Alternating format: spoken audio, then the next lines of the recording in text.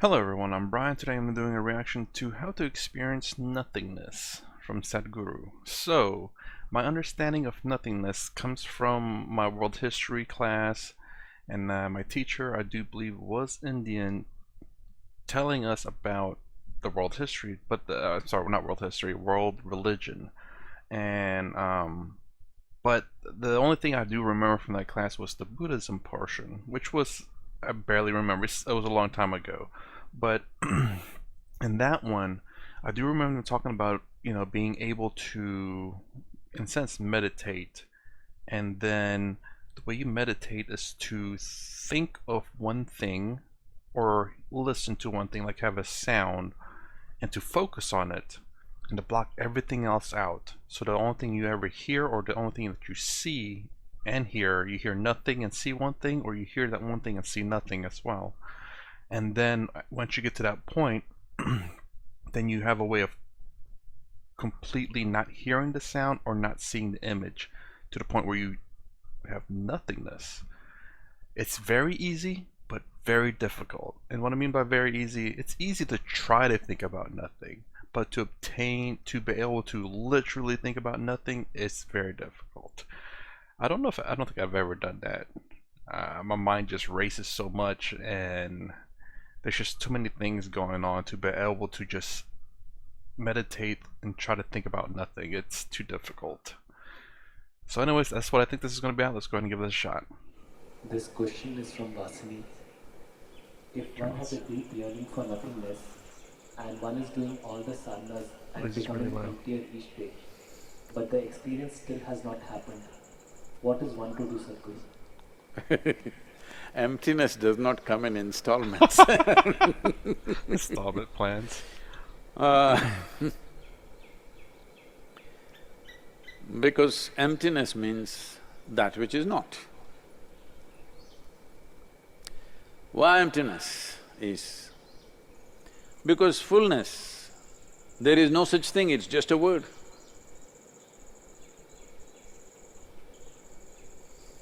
If you really look at it, let us say, I will put $1 billion into your pocket. No, I have no such plans. I'm raising funds right now, okay? Suppose, just to titillate you, Me too, I'm raising funds too. I will put $1 billion into your pocket. It feels very full for one day, but then you see her walking with $10 billion, you have? Then suddenly your pocket feels empty with $1 billion. Not me. $1 million would not feel empty. You would have more, but my pockets would not be empty. Then let's say we'll put another 9 for you. You have $10 billion. Then he is walking with $100 billion. Suddenly it again feels empty. So That's your a greedy pocket person. can never be full, no matter how much we put. We'll take your head. When you passed your first standard, you felt like, what's there more to know in this world? You know? So I don't know what first standard is. I'm assuming it's a schooling. I was thinking first grade, like the young school, but I don't think that's what he's talking about. Then they told you there's a goddamn second standard. And you went through this, then they told you 10th standard is public exam, that's it. If you do that, your parents went on telling you, this is the key aspect of your life, 10th standard is very crucial, you believed.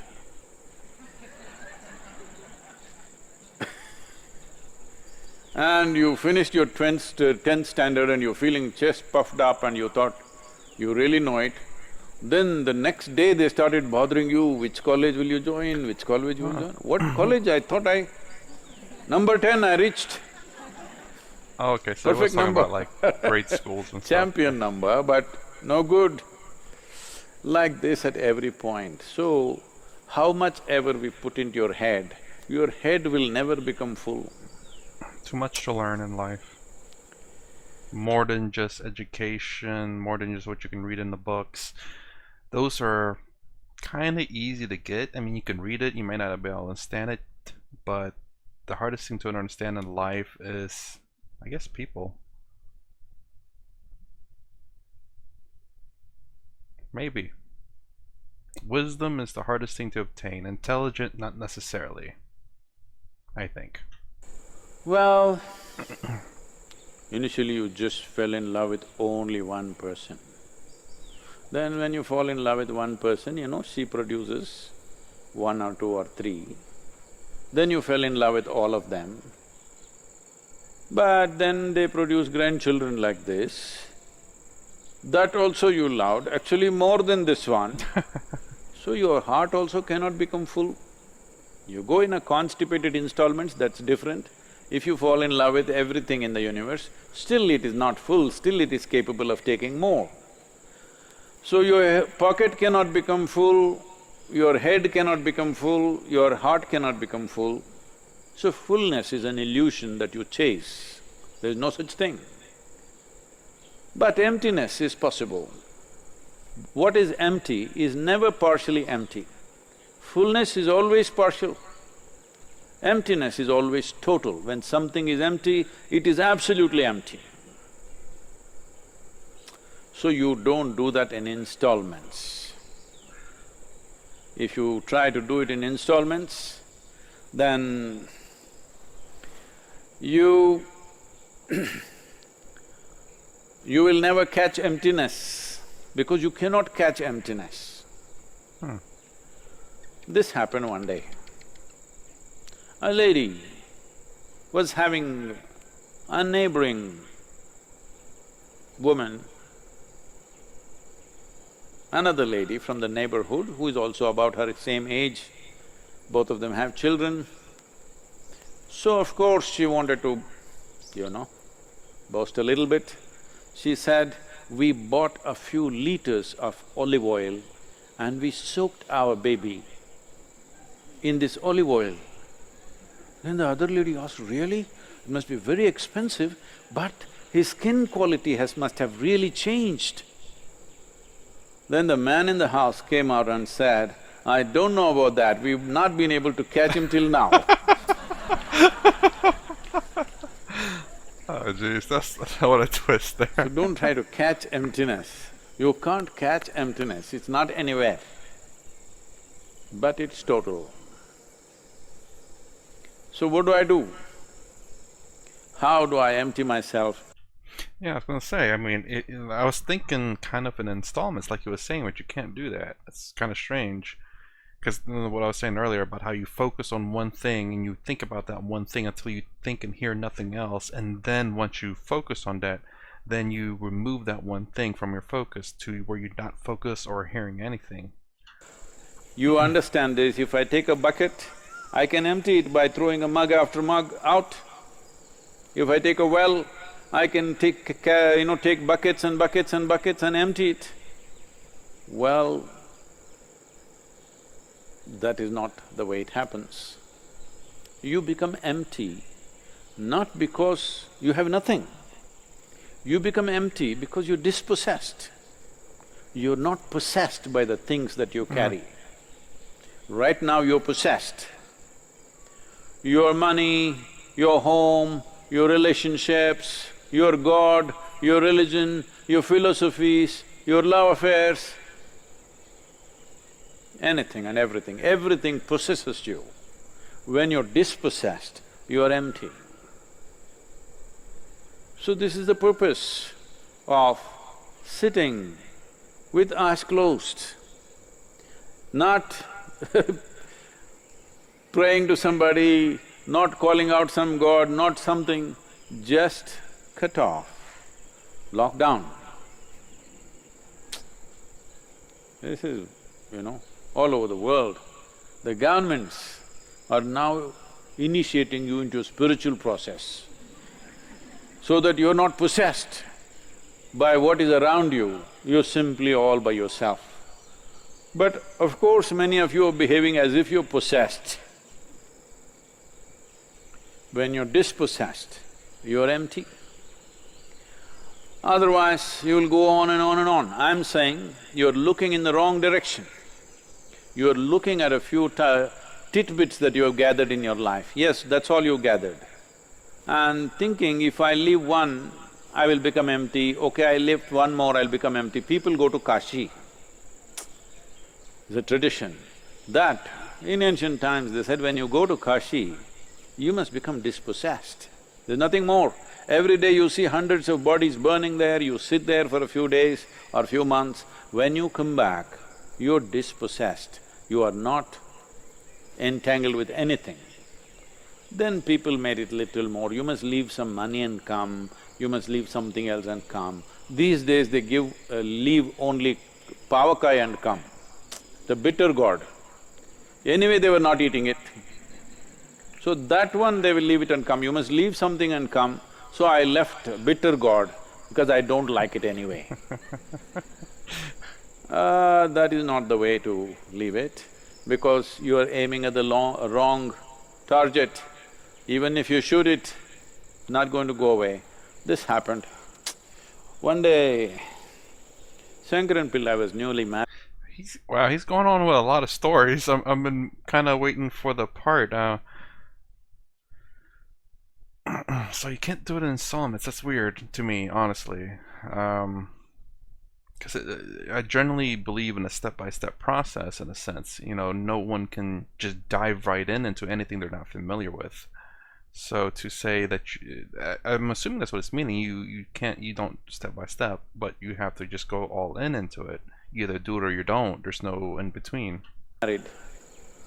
So he made it a point when he's coming back from his office, he always stopped in a restaurant and made sure he ate reasonably well and then came home. Because home was an experiment still. So he came home and his wife was… as soon as he came home, she opened the door, she hugged him and cried bitterly. He asked, what happened?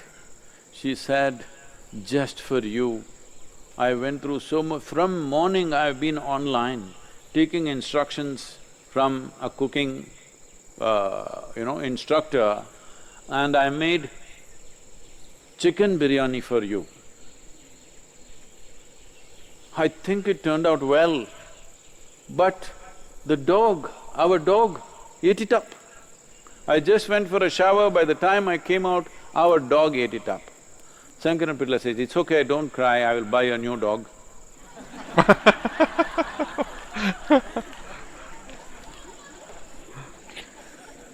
So, what's her name? Vasini. Huh? Vasini. Vasini, if you want to become empty, what is needed is to get dispossessed. There are methods for that, how to do it. That's what I was waiting for. Don't try to empty one thing after another, it'll take even if you go for 1,000,000 years, you will always be finding something new, because how you gather it, you never know. You can get rid of this, you can get rid of that, but you keep on gathering other kind of things. So don't go that way, there are proper methods. You should get initiated into something which will work. Did he explain it and I just missed it? I must have missed it, because I was still waiting for an answer there. He was talking about a lot of stories, but did I miss it? Oh man. Okay, wow. Let me know if I missed. If he explained it, I clearly missed it. How to experience nothingness. Well, he said that you just have to depossess yourself, and he was talking about how the items that you have, your relationships that you have, and well, just items and relationships and whatever else. And I was thinking during that time, I was thinking about pausing it to say that's kind of like loneliness, and I guess that's what it is, because if you have no friends, no one, and have nothing, that is loneliness. And I guess some people would say that it's also nothingness.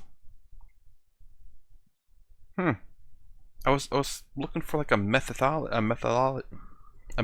to do it, but I guess that's just to. I guess you don't really need to disown things, but maybe go somewhere that where you have nothing, where you're, you don't necessarily lose your friends, but they're not there with you, and you don't have any items with you, and where you can just sit there and meditate. Maybe huh.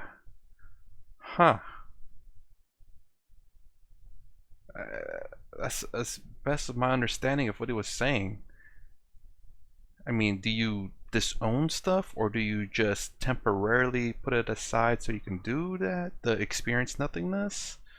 Well, I guess to experience means temporarily, or a long time actually too. Man, let me know. Yeah, I guess that might be it. It's the fact that you just either put yourself where your friends and your possessions aren't there, and just to be to kind of just, I guess, be excluded from everything and just to be by yourself, to experience nothingness. I don't know. I don't know if I don't know if I've got that right or not. Well, anyways, let me know. Let me know if you understood it. Let me know how you understood it. Let me know if I'm even close. Because yeah, this one is I think I got it, but I'm not too sure. Much like everything he says, I think I got it, but I'm not too sure. And also, I did see he came out with a video why some teenagers don't get along with their parents. I want to watch that one, but it just came out, and I have to wait a month, even though I did the coffee thing, but still. Anyways, that's my reaction to how to experience nothingness, which clearly I might have experienced it just now and not knowing it. If you like my content, please consider subscribing. Thumbs up, thumbs down below. Thanks for watching. I'll see you in the next vid.